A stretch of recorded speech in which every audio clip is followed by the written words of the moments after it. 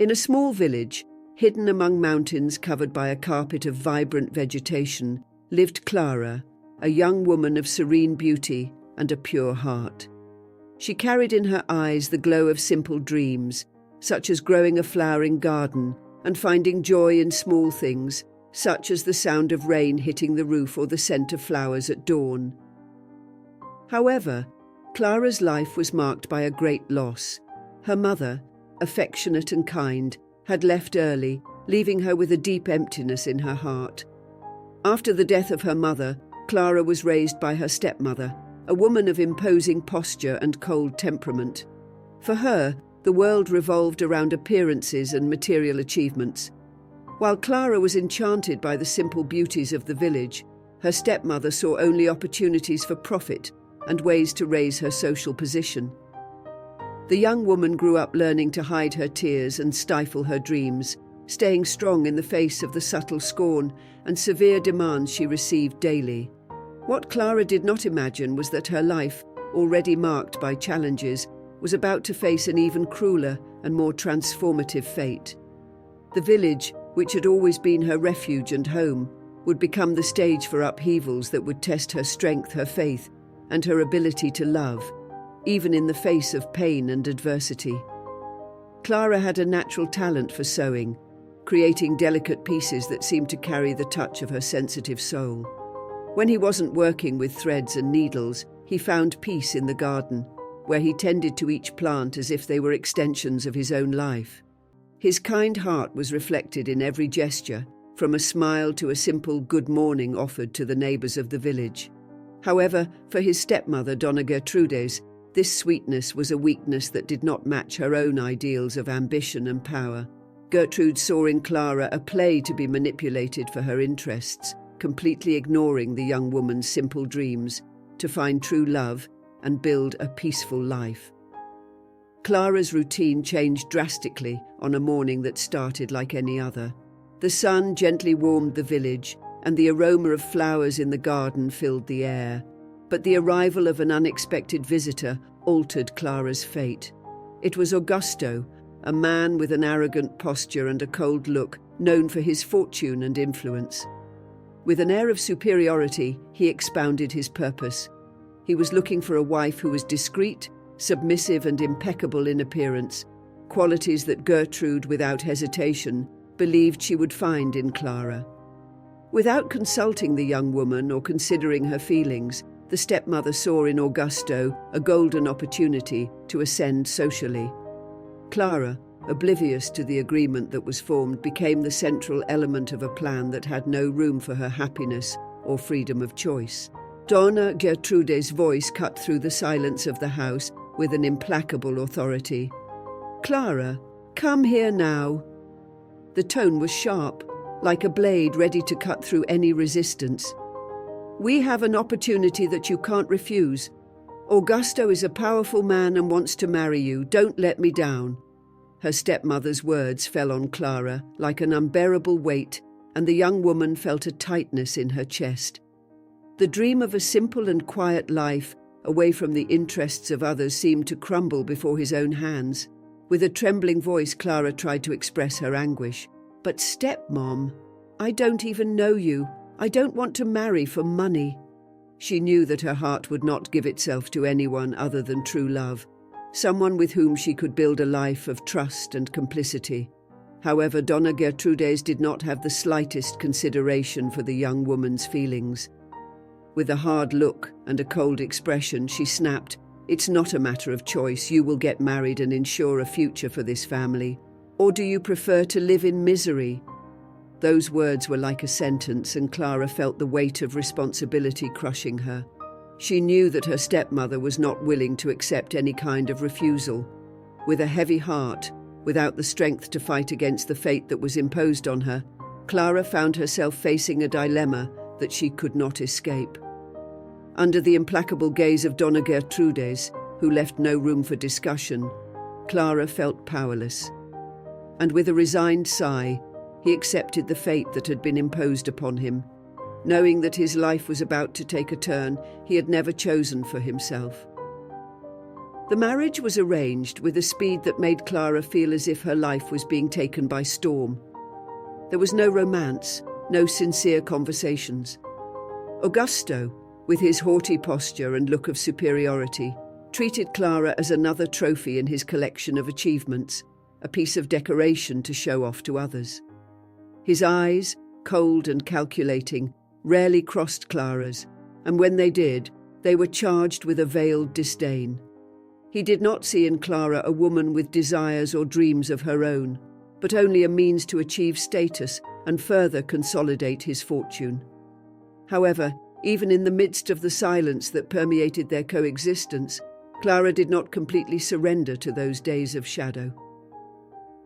In her solitude, she nurtured a silent plan, a deep desire to preserve what was left of her dignity and, above all, her hope. She knew that the life imposed on her was hard and with no room for choice, but her soul still refused to bend completely to what surrounded her. On an afternoon that Clara still remembers clearly, Augusto looked at her with a smile that mixed superiority and contempt. "You're lucky, Clara," he said in a tone of voice that made his words sound like a punishment disguised as praise. "Not many women have the chance to live surrounded by luxury. I just hope you know your place." Clara looked at him calmly, but a silent strength grew inside her. "I don't ask for riches, only respect," she replied, her voice firm despite the pain she felt. "And I hope you understand that someday." Clara's gaze was not one of defiance, but of a woman who, although silent, still possessed a unique power, the ability to remain true to herself even when the world around her tried to erase her. Despite her apparent frailty, Clara never fully surrendered to the darkness that surrounded her. In moments of loneliness, when the mansion seemed to stifle her dreams and the presence of her stepmother made her invisible, she found strength in her mother's memories. The affection and teachings that her mother left her were like a soft flame that never went out, guiding her through the most difficult days. In addition, Claire maintained a genuine kindness that extended to the servants of the house, offering kind words and gestures of care, small acts that, though simple, brought relief to her own tight heart. It was in the midst of this oppressive scenario, where Clara's silence became her armor and her resistance, that she met Lucas. He was a gardener at the mansion, a simple man, but with a vision of the world full of compassion and observation. Lucas noticed the delicacy and strength hidden behind Clara's serene demeanor and admired in silence her silent courage. He approached her with respect and care, offering friendship without expectations, and little by little, a discreet connection was born between the two. This friendship brought light to Clara's heart, something rare in that house, where the darkness of ambition and coldness reigned. One afternoon, as they stood among the flowers in the garden, Luke looked at Clara with a gentle smile and said, "You have a special glow, Clara.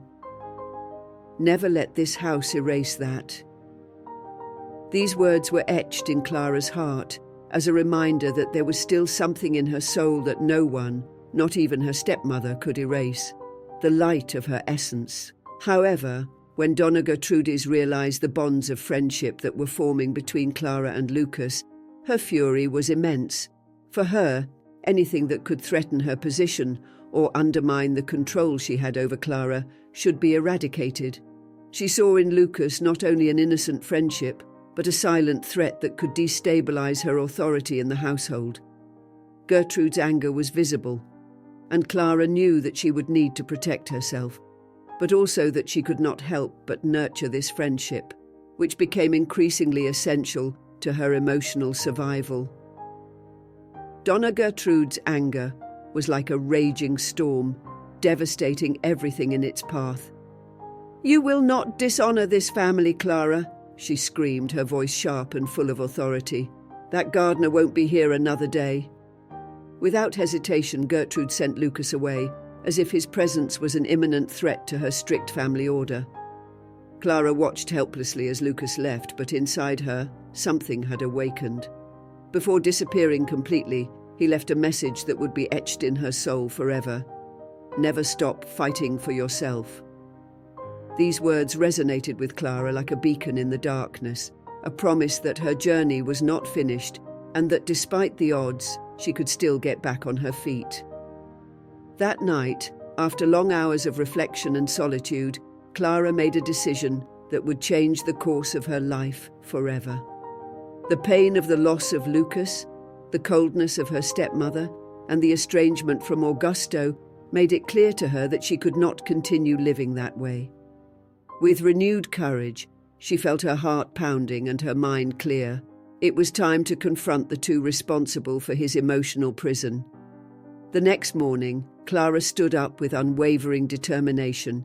She presented herself before Augustus and Gertrude with a firm posture, her eyes shining with an inner strength she had never known she possessed. "I will not live as a prisoner of your ambitions," she said, her voice strong but serene. "Tomorrow, I will leave this house and build my own life away from the chains that tried to impose on me." Augusto, with his arrogant expression, laughed at Clara's boldness as if he did not believe what he was hearing. "Do you think you can survive without this luxury?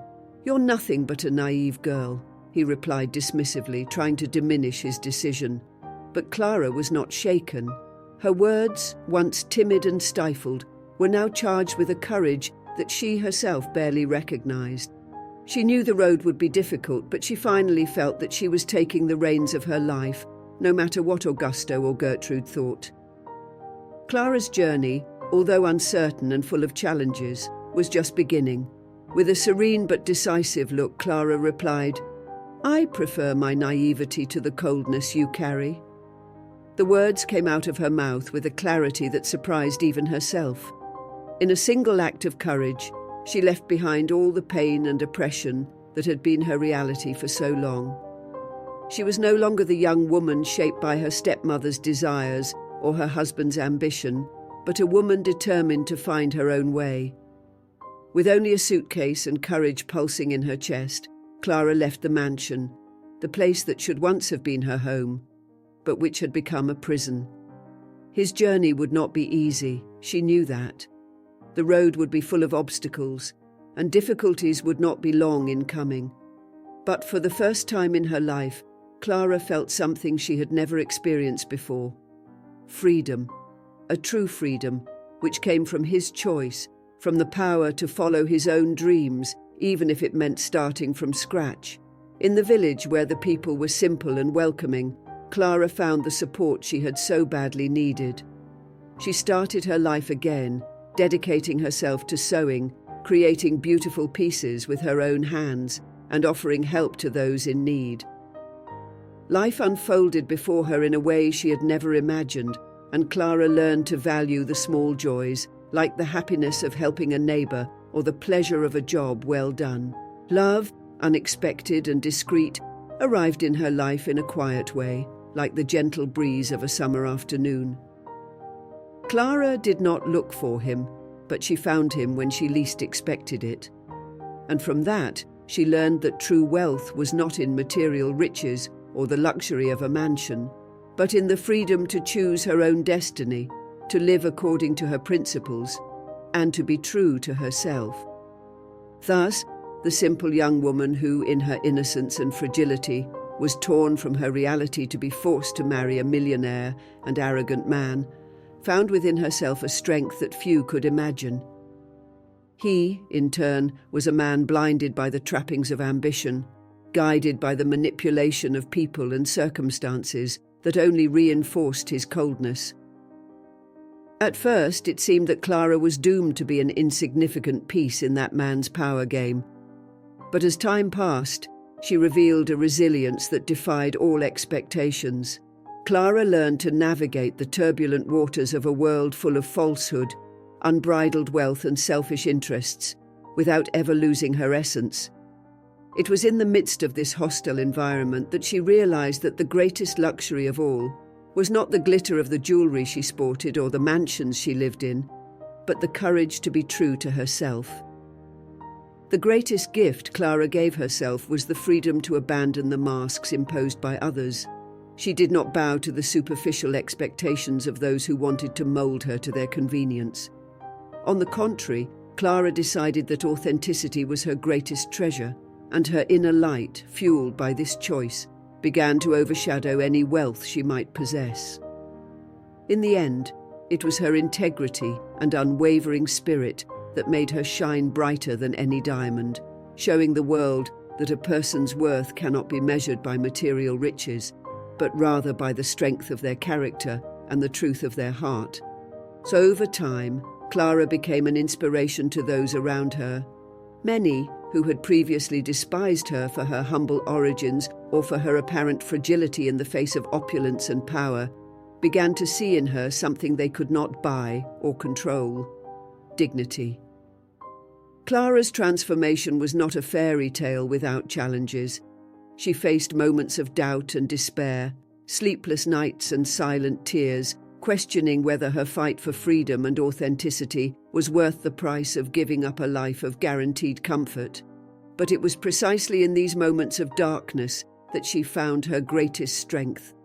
With each difficult choice she made, Clara felt the weight of the world become lighter, as if each renunciation of the expectations of others was a step towards her true essence.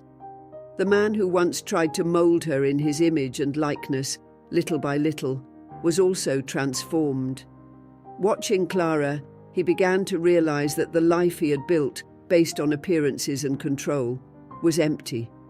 For the first time, he saw the reflection of his own mistakes, not in words of accusation, but in the quiet steadfastness of Clara, who refused to be anyone but herself. Clara's story has become a powerful reminder that not all the riches in the world can replace the peace of a free heart. Her courage to face convention and choose her own path not only saved herself, but also sparked change in those who had the privilege of knowing her journey.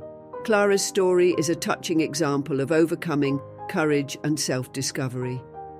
Throughout her journey, she faced adversity that could have broken anyone, but she chose to fight for her freedom and for a life that reflected her own dreams and values. Clara shows us that sometimes true wealth is not in luxury or status, but in the courage to be true to oneself and the ability to choose one's own destiny, even when life seems to be out of control. Your journey is more than a story of overcoming. It's an invitation to reflect on our own lives and choices. In a world where we are often pressured to conform to the expectations of others, Clara teaches us that it is possible to resist, even when everything seems to conspire against our freedom. Their strength and determination remind us that in order to be truly happy, we need to live in tune with our values, even if it means stepping out of our comfort zone or facing difficulties. Nowadays, it is easy to get lost in standards of success imposed by society, such as the incessant search for material goods, status, or the approval of others. Claire shows us that these elements, as tempting as they may seem, are not able to fill our hearts. True happiness lies in the freedom to be who we are, the courage to walk our own path, and the ability to value the little things, such as sincere friendships, honest work, and moments of peace. His story also invites us to think about the power of self-love. Often we face toxic relationships, oppressive environments, or situations that make us believe we have no choice.